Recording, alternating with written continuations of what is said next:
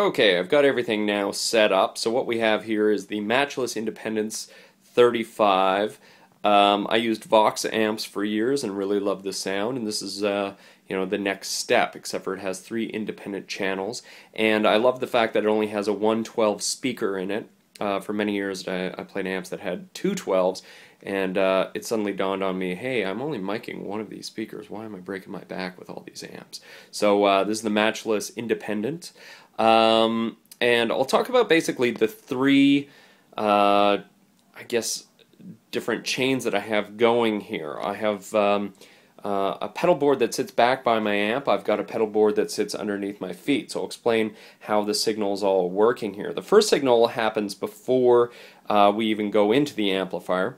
We've got our guitar here is a 1973 Gibson ES335.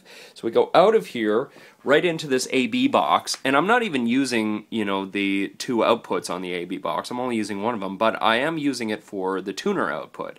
We go from the guitar into the input, and it sends to the tuner here, which is a Sonic Research Turbo Tuner, strobe tuner. It's really nice, but just over $100, and you can see how it works there.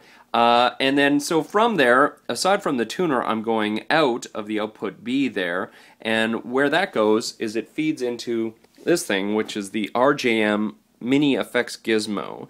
And basically, this is housing for me right now 3 pedals: the Boss compressor, the Exotic Effects EP booster, and my talk box here. So how a switcher basically works is that all of those pedals stay on the whole time, and you can just add them or subtract them from your chain as you see necessary through programming your MIDI foot controller, which is this guy here. So I'll talk a bit more about that as we go along here. But so it runs through all of those and then out into my Matchless. From my Matchless, I'm using the effects loop as my next chain.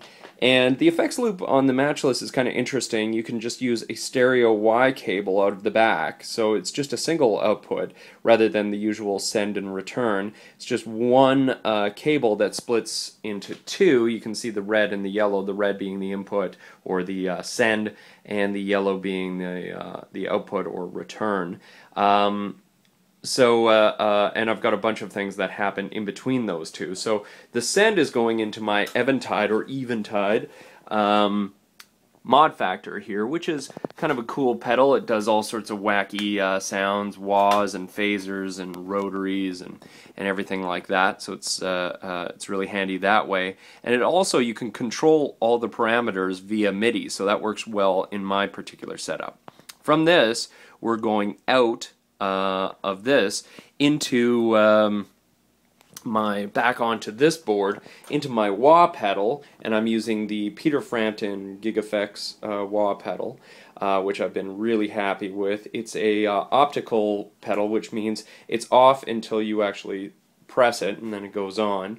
Out of there, I'm going into the Dunlop volume pedal, and out of the Dunlop volume pedal, then I'm going all the way back over here into my Eventide time factor. Now, I've got a whammy pedal on this board, which is kind of out of commission right now because the input jack is a little, I've been having some issues with it, so eventually I'm going to get that back into the mix, but right now we're going just into the time factor, which is a delay pedal. Again, you can control all the parameters via MIDI, and out of that back into the amp. Now that's 2 chains that I have going. I have one that's happening before the guitar, and before the amp, and then I have one that's happening in the effects loop.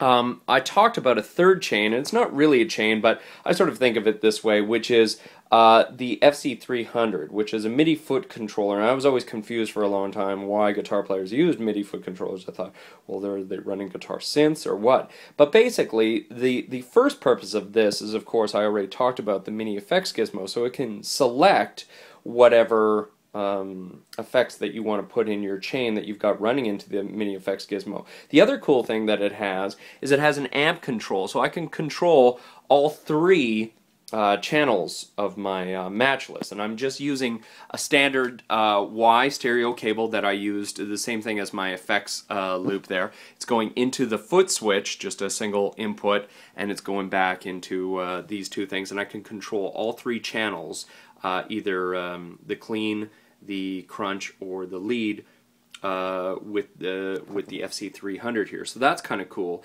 And then the third sort of use for this MIDI foot controller is it can control all the banks and all the parameters of the Eventides and the whammy pedal, which is really cool. So I can actually use those pedals and control them all from this MIDI foot controller. So there's no, like, you know, synth stuff happening, and you can program your MIDI foot controller to do all of those sort of things. So I'll give you a few demos in the next video, but that's basically how the chain of all of this stuff is kind of working here, and that's all the pedals that I'm using.